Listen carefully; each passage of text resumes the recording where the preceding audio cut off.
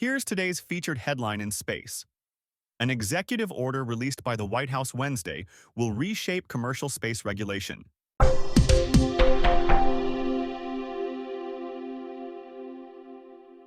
Today is August 14th, 2025, and you're listening to Space News First Up. Here are today's other top headlines. A retiring Space Force general says the service has made great progress since being established in 2019, but needs more funding. Military satellite operators are still determining what can be automated, even as the capabilities to do so grow. Norway's Kongsberg Defence and Aerospace is preparing to expand its small satellite footprint over the Arctic. Impulse Space says a bet it made a year ago on a geo rideshare program has paid off. And insurers who pulled out of the space business after a string of large claims are coming back. First Up is produced by Space News, the industry standard for professional space journalism. Visit spacenews.com for breaking news, policy updates, and original analysis. We begin today with news that an executive order released by the White House Wednesday will reshape commercial space regulation. The order makes a series of changes to launch, spaceport, and other regulations with the intent of enabling a competitive launch marketplace and substantially increasing commercial space launch cadence and novel space activities by 2030.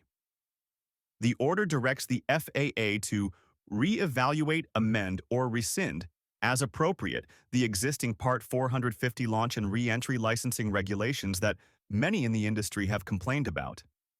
It would scale back environmental regulations involving launch and spaceport projects.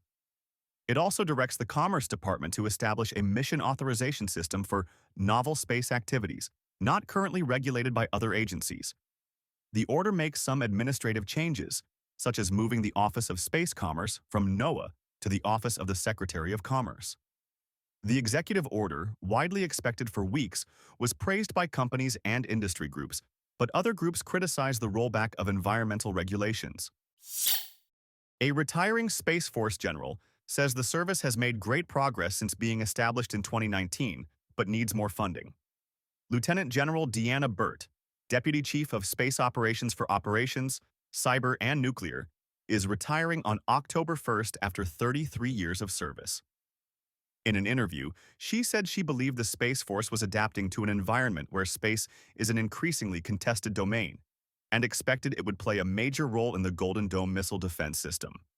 She said one challenge has been budgets that have failed to grow sufficiently, even as officials proclaim the importance of space. She called for constant growth in annual funding for the Space Force. Military satellite operators are still determining what can be automated, even as the capabilities to do so grow. During a side meeting at this week's Small Satellite Conference, panelists agreed that satellite maintenance and routine communications should be automated, an acknowledgement that is particularly important given limited government funding and personnel to manage day-to-day satellite operations. Collision avoidance is another task that could be automated, panelists said.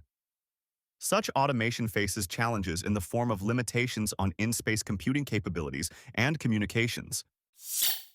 Norway's Kongsberg Defence and Aerospace, KDA, is preparing to expand its small satellite footprint over the Arctic. The company, which acquired small-sat manufacturer Nano Avionics in 2022, is seeing rising surveillance and communications needs as the strategic importance of the Arctic grows. KDA recently deployed its first 3 satellites, built in-house by what is now called Kongsberg Nano Avionics, with radar detection and automatic identification system payloads to provide maritime monitoring data to the Norwegian government and allied nations. The company is also looking to combine its Arctic space capabilities with a broader Kongsberg portfolio that also includes underwater monitoring systems and autonomous ships. Impulse Space says a bet it made a year ago on a geo rideshare program has paid off. The company announced last year it would offer rideshare services for geo smallsats using its high-energy Helios orbital transfer vehicle, stating at the time it wanted to see what kind of demand there would be. At the Small Satellite Conference this week, Impulse said that demand has materialized, with the first of what it calls caravan missions fully booked for launch on a Falcon 9 in the third quarter of 2026. The company will offer caravan missions annually, taking up to 4 tons of payloads to GEO and deploying them just above the GEO Arc 8 hours after launch. Insurers who pulled out of the space business after a string of large claims are coming back. Several underwriters left the space insurance market after $2 billion in reported claims from incidents in 2023. Some insurers are returning, though, as insurance rates climb, and some reported claims have been reduced after efforts to restore capability to affected satellites. However, there is a danger of underwriting discipline slipping in the future, as the market needs to earn $500 to $600 million annually to remain viable. Discover your next mission in the space industry with the Space News Job Exchange. Visit jobs.spacenews.com to find top aerospace roles and connect with leading employers. And for employers, use discount code JOBEX for 15% off your next purchase. In other news, Spaceflight now reports that SpaceX launched a set of Starlink satellites overnight after days of delays. A Falcon 9 lifted off from Vandenberg Space Force Base in California at 1:05 a.m. Eastern Thursday and placed 24 Starlink satellites into orbit. The launch was the first Falcon 9 mission from Vandenberg in 2 weeks, and this launch had slipped several days for undisclosed reasons. SpaceX says it is offering customers of its rideshare services additional schedule flexibility. The company, in a presentation this week at the Small Satellite Conference, said it has launched more than 1,400 satellites since starting its rideshare program 5 years ago, using both dedicated launches and excess capacity on other launches. Customers facing satellite delays have the ability to easily rebook their launch on a later mission, officials said. In addition, SpaceX is offering bridge contracts that allow customers to move up to an earlier launch if space becomes available on it. Rogue Space Systems is growing and reorganizing ahead of a 2027 mission. The space logistics company hired Brooke Leonard, a retired U.S. Space Force Major General, as CEO, with former CEO John Beam becoming President and Chief Strategy Officer. The 30-person company expects to expand its workforce by about one-third in the next quarter as it works on projects like 2 ESPA-class Orbital satellites, scheduled for launch in 2027. Those satellites will demonstrate rendezvous, proximity operations and docking, refueling, and will offer room for hosted payloads.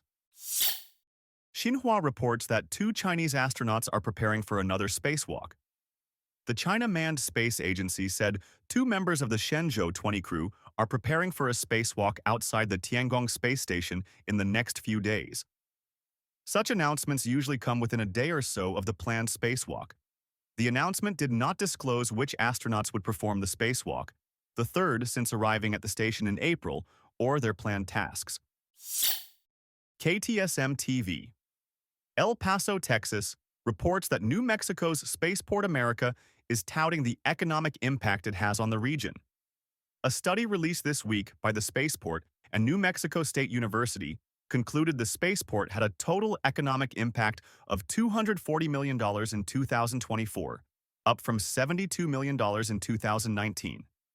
It supported more than 300 direct jobs and 800 total jobs from the spending created by that economic activity. If you rode crypto to the moon, now you can use it to fly to the Kármán line. Payment processing company Shift4 announced this week an agreement with Blue Origin to allow customers to pay for flights on the New Shepard suborbital vehicle using cryptocurrencies such as Bitcoin and Ethereum. The companies said the agreement will allow Blue Origin to tap into a growing user base of crypto holders interested in flying to space. Virgin Galactic announced in 2013 it would accept Bitcoin for flights on its suborbital vehicles.